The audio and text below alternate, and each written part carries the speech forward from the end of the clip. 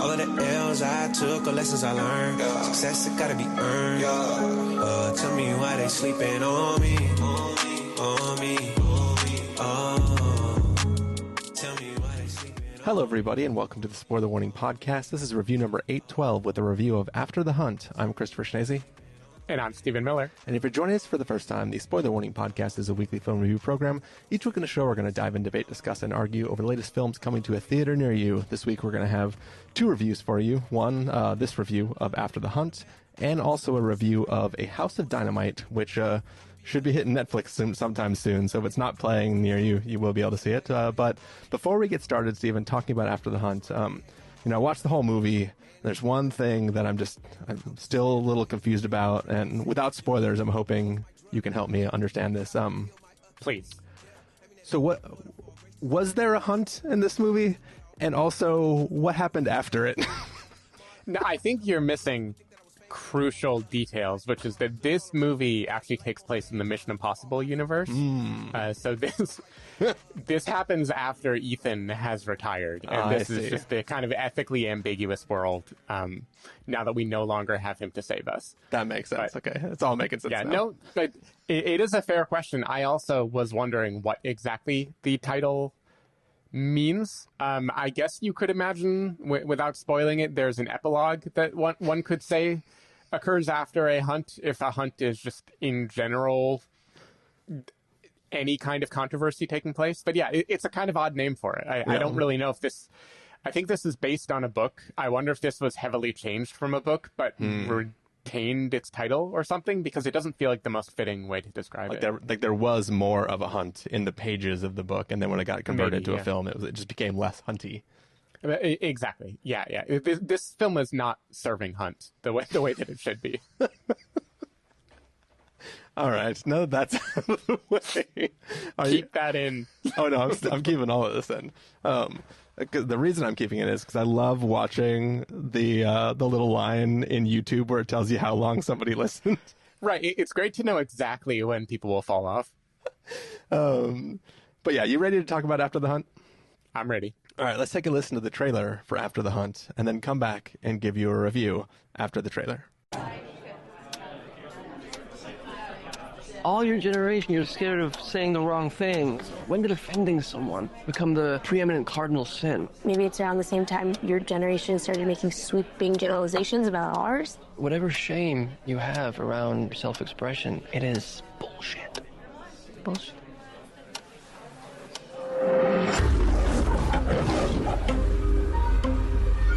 You tend to choose people because they worship you, not because of any actual merit on their part. Maggie is brilliant.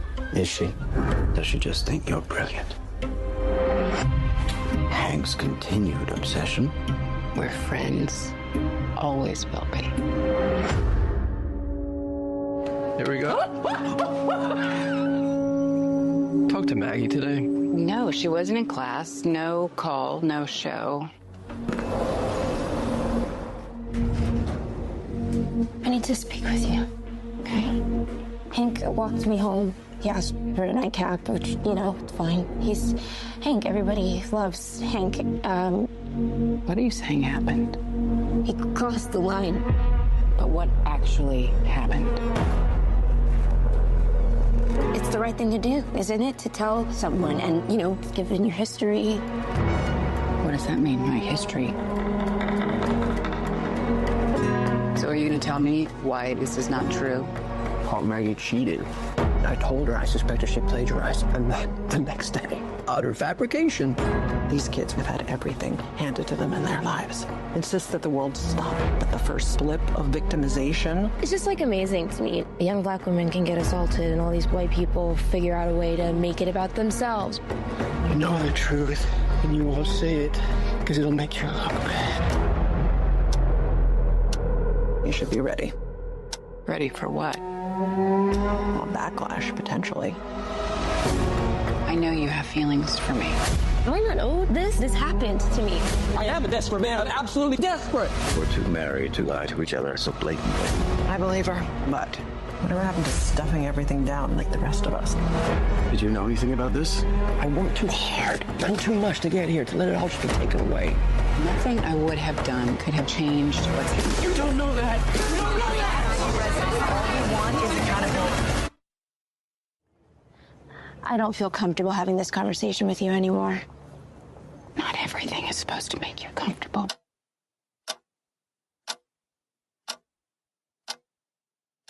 All right, so that was a trailer for After the Hunt. Reading the description from IMDb, a college professor finds herself at a personal and professional crossroads when a star pupil levels an accusation against one of her colleagues, and some other stuff. Stephen Miller, what did you think of After the Hunt? So I thought this was a very interesting movie. It got quite mixed reviews out of Venice. You know, it went from being, oh my God, there's a new Luca Guadagnino movie and it's starring Julia Roberts. You know, I have to see what he's doing, to kind of tepid.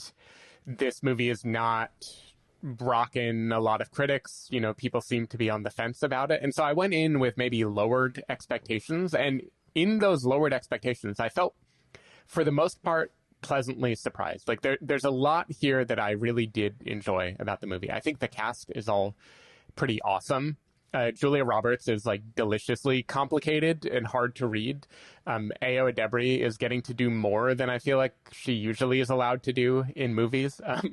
Michael Stuhlbarg is so good at being weird and not being what you expect. Like his character, there is a whole life to this husband character that reveals itself throughout the course of the movie in like strange shades, and he is just in his own world. Like I could watch a series, I could watch a like entire like Marriage Story or Scenes from a Marriage type series that is just about him and Julia Roberts, like decade over decade. Yeah. And what is happening to them. He is 100% MVP of this movie. Like, oh, for sure.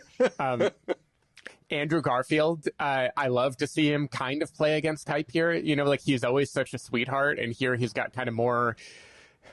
I don't want to use too many adjectives because it might spoil what this movie is doing with him, but he is much harder to read and has some level of edge and cynicism to it that I just really enjoyed seeing everyone here. And I think subject-wise, there is a lot here. There's a lot that this movie has on its mind. The issue, to me, it's certainly the issue with how it was sold, and maybe the issue with how I feel about the movie, haven't decided yet, is that what is here does not have that much to do with the Me Too movement, which is what the movie is built around. You know, like at least the discourse of this movie suggests that this is going to veer headlong into issues of believing women, issues of people's intent versus their action, he said, she said, safe spaces, what does it mean to violate that? How much rope should you give someone? How much space should you give them?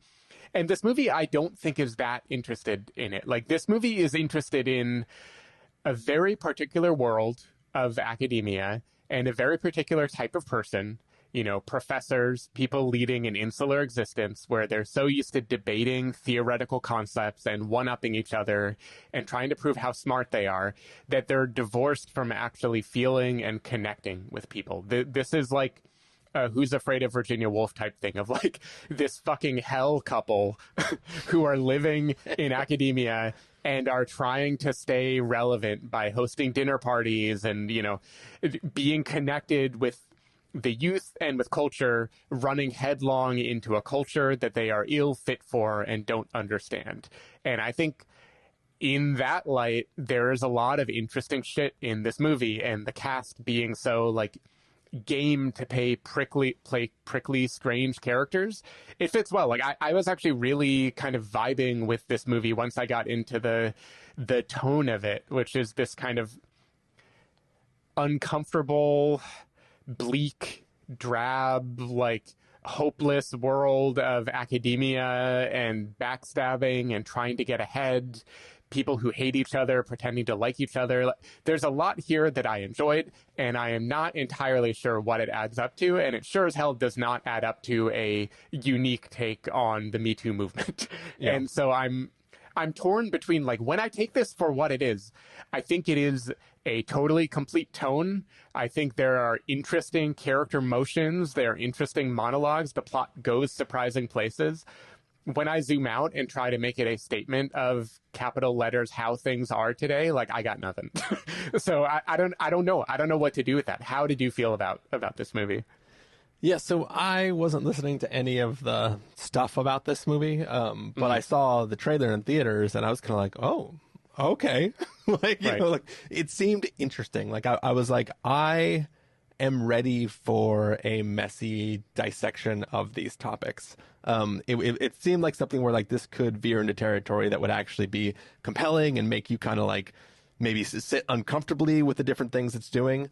And I think this film maybe tried to do that. I think it fell on its face very, very hard. You know, I said I liked the trailer. This film, you know, I knew going into the film that it was hovering at like a 33% or something like that on Rotten Tomatoes. And I was like, yeah, but maybe people just didn't like what it was doing. You know, I'll watch it and decide for myself. And I went in not optimistic, but, you know, just at least like curious what it was going to give me. And I think that this film is just too messy, and it's doing too much with too many different ingredients. This is not really a film about imbalance of power in higher education. It's not really a film about cancel culture. It's not really a film about how sexual assault affects victims. It's not really a revenge story. It's not really any of these things. It's just playing with a bunch of pieces that all sort of fit in those vibes, and by trying to do so much, it really kind of undercuts whatever it is the message of this film is. Like, honestly, I almost thought for a second this film was going to have a take, which was like, you know, usually in these type of stories, the reason why people don't believe somebody is because they're trying to protect the institution. It's like everybody understands what happened, but they have to make sure bad things don't happen to the institution.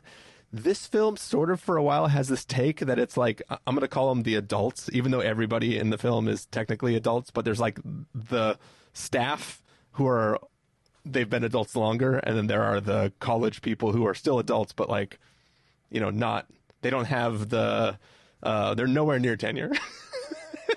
But there's this take that like young people today just are like, everybody's a victim all the time for everything, right? And whether or not you're on board with that message, the film having a take like that is actually an interesting sort of thing, right? Like letting it sit on a side and act like the youth today just think everything is a problem. There's no problems. We all survived, whatever. I'd be curious to see a filmmaker just try to kind of make that argument. And I kind of got the impression that that's kind of what this film is going to do. Which would at least be something you could converse about afterwards, right? Right. But it sort of doesn't do that. It's just characters say lines of dialogue, but it's always in so small of a portion that like you don't know if this film's trying to have a message or not. And then I think what is really, really frustrating to me about this film is that it's really hard to understand objective truth in this film because the characters purposely withhold information in a way where I don't know if the filmmaker is withholding the information or the character is withholding the information. And like, if I can give some not too so spoilery examples is when Maggie is recounting the assault to Alma, she is very specific about her word choices, right? In a way that seem like she is purposely not saying certain things so that the listener will assume certain things. And it's like she is playing in the space of the word she isn't using. And it feels intentional, but I don't know if that is the filmmaker trying to leave plausible deniability there, or if it's the character specifically wanting people to make their own assumptions without having to say anything. And it's like, I don't think the way the film plays with those type of things, or even like when Hank is trying to come up with a defense for him not doing it, the things he is saying in the defense are plausible. That has nothing to do with whether or not he did something. Those events could be real while he still does something, and the film only sets up a plausible defense without actually needing him to deny the act itself, because it wants to play in this space of gray. But gray is interesting when you feel conflicted about how you feel about it, not when the characters are telling you stuff that is gray. You know what I mean? So it's like the film, I just don't know. The choice seems odd to me to try to be like, okay, so this seems pretty bad, right? But what if there's one caveat to what's pretty bad about it? How do you like it? It just keeps trying to add information and then ask you again, how do you feel? And the whole time I was like, I don't know if these two things cancel each other out. They just like every single word everybody says in this film could be simultaneously true, and all the events could have happened, but none of them require the other one to be false, right? And to me, that is not compelling. It's just kind of like, well, what are you asking me to think? Like, all these people suck. You know what I mean? Yeah, I don't. That's my take, that I don't know if it crystallizes into a full answer for you. But my take is that I don't think this movie is trying to put us in a situation where we are struggling over what would we do, how do we feel, who would we believe. It's more like it is filtering everything through a woman, Alma, Julia Roberts, who does not care. It's filtering it through someone who is just focused on, how is this going to fuck me up? What is this going to do to me? I'm trying to get tenure. I don't need this right now. And that makes it all very odd. Like, you're right. Characters speak in gray. They don't say things directly, maybe because it would be improper. But there are moments that we assume direct statements have been made, like the camera cuts and then it is clear that an investigation is going on and allegations have been made. And I believe that Alma knows exactly what those characters said and what they mean. And I don't know that I am meant to be bouncing back and forth between allegiance for anyone, so much as curious about how is she going to metabolize this situation as this kind of, in feminist terms, dinosaur, right? Like, she's in a world that is not the world that she came up in, and what is she going to do about that? And what is weird about that too is everyone in this movie is complicated for reasons that have nothing to do with the social issues of, power dynamics and Me Too and everything like that, right? There are characters who have downfalls in this movie that have nothing to do with the central premise of the movie, right? At least the initial downfalls, right? That's as close as I'm going to get to spoiling anything.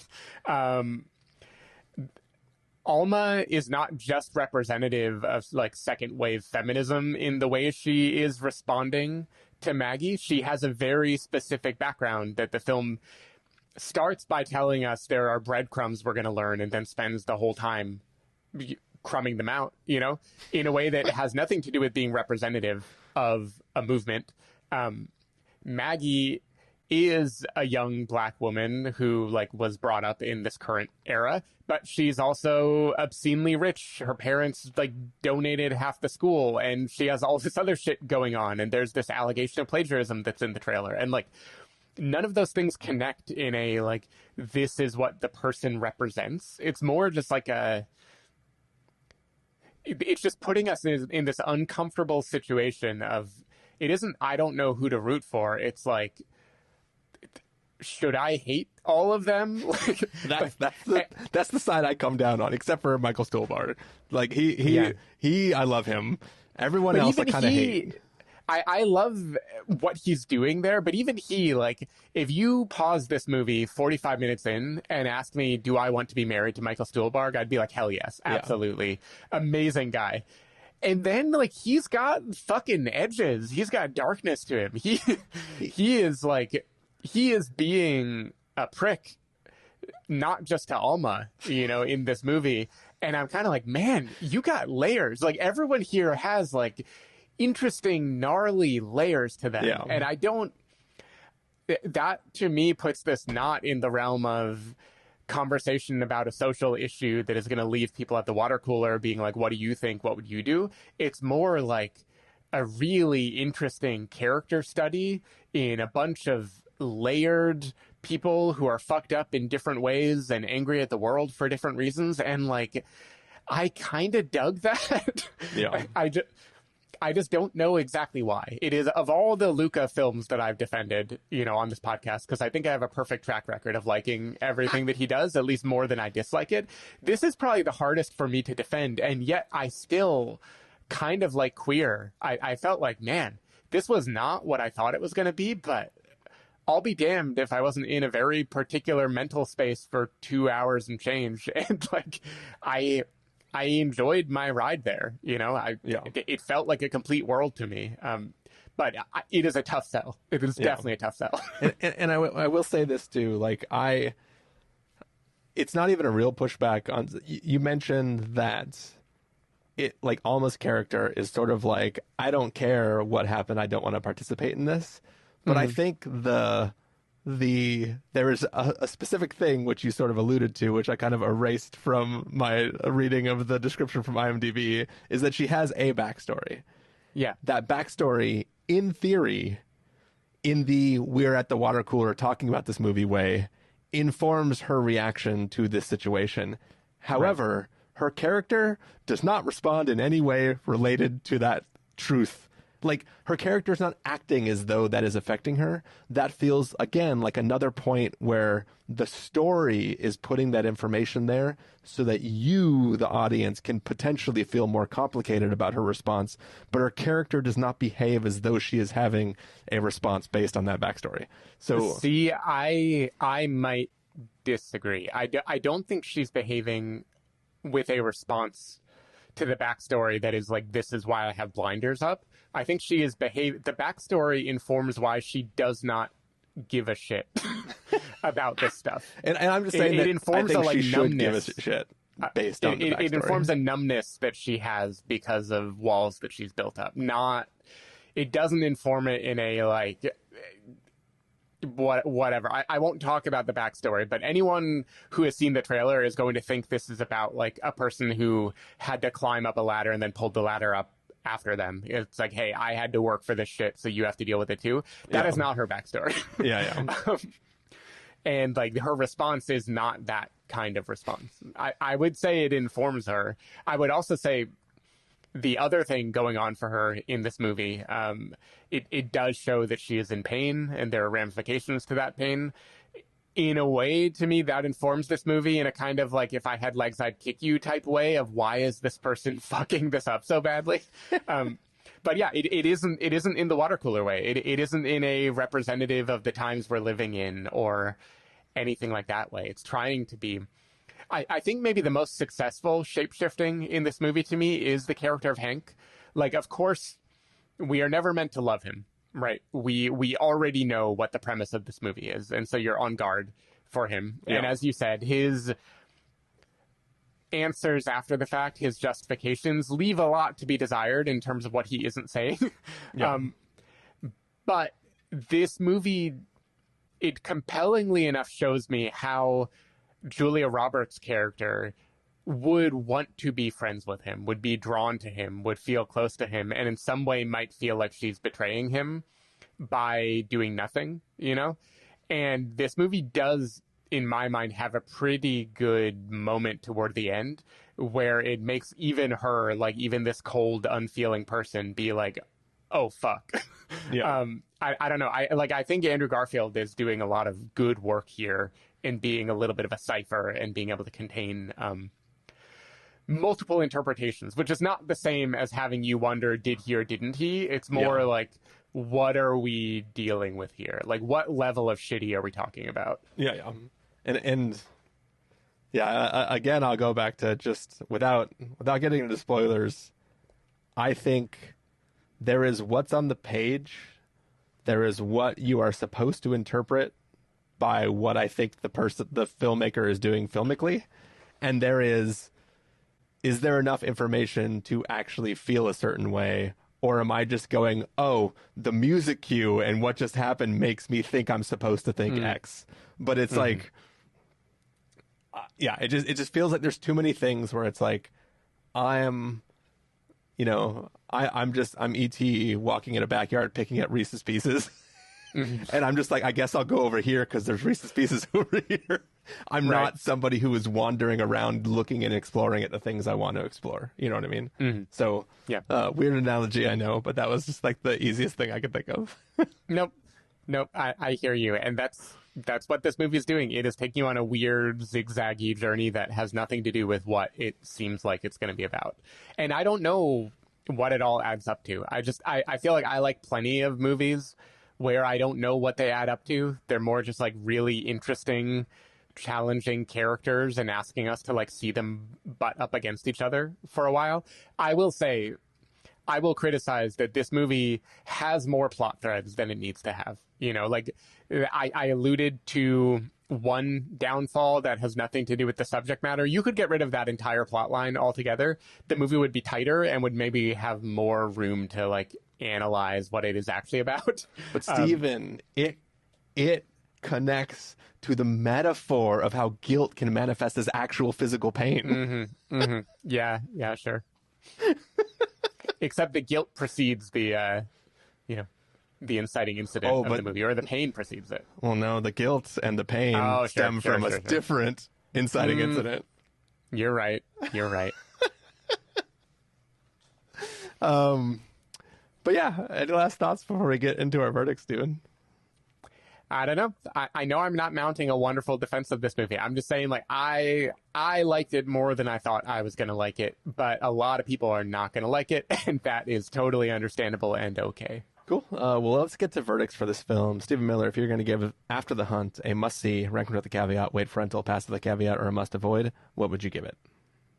I am, maybe surprisingly, giving this a recommend with a caveat. I feel like what it does well is like pretty damn interesting. You know, like I think the characters are just so juicy, and I think they're having a lot of fun with it. And I really do feel like this dark, depressing Yale environment is like captured very convincingly. Like I feel like I was living in a really specific world for a while, and I was happy to live in there. The caveat is, this movie is not really about any of the stuff that you want it to be about. Or if it is, it's only about it in the level of Luca being like, hey, I am intrigued by controversial topics, and I don't know how I can juxtapose that with this world that doesn't have room for controversial thinking. Like, that's as far as it wants to go. It isn't an interesting morality tale. It's more just like him pushing and prodding you to feel uncomfortable. And I felt uncomfortable. And if you like that, you're going to like this movie. But caveat, you might not like that. For me, this is a wait for rental, and it purely made it up to wait for rental because of the performances, and maybe like 50% of it is Michael Stuhlbarg, because he is just chef's kiss in this film, like literally chef's kiss. Yeah. I mean, there's definitely one part where I thought he might fall out of a window and potentially die and cause a court proceeding to happen, but Sure. But we were in France, so you know that wasn't going to happen. Anyways, what was I saying? Wait for rental. I think this film fails at what it's trying to be. It succeeds as giving a bunch of actors a chance to like just perform juicy characters, as you said. I just wish the juice was worth the squeeze. Nice. I will say, by the way, I feel like this movie would pair well with Hedda, which I know people aren't able to see yet, but there's something about the kind of almost nihilistic, vacant, like just stirring shit up and not caring about other people that this movie gets at something interesting that I feel like Hedda is also doing. All right, well, that is our review of After the Hunt. And what's After the Hunt for us? It's a review of House of Dynamite. But we have to say goodbye to everybody. Stephen Miller, people want to find you throughout the week. Where can they do that? People can find me at sdavidmiller.com or sdavidmiller on Blue Sky, Threads, wherever you get your social content. People can find me at ChristopherInRealLife.com or ChristopherIRL at a number of social platforms. You can find the podcast over at thespoilerwarning.com, where you get a bunch of the back episodes of the show. If you want to subscribe to the show, you can do so on Overcast, YouTube, Apple Podcasts, or wherever podcasts are found.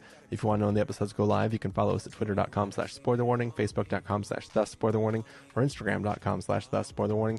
If you want to get a hold of us directly, you can send an email to fans@thespoilerwarning.com, or you can use the contact form on our site. Music for this episode will come from a track selected from artlist.io, so hopefully you're enjoying that. As we said, we're going to take off, and we're going to go record a review of A House of Dynamite. On me. Oh, tell me why they sleeping on me.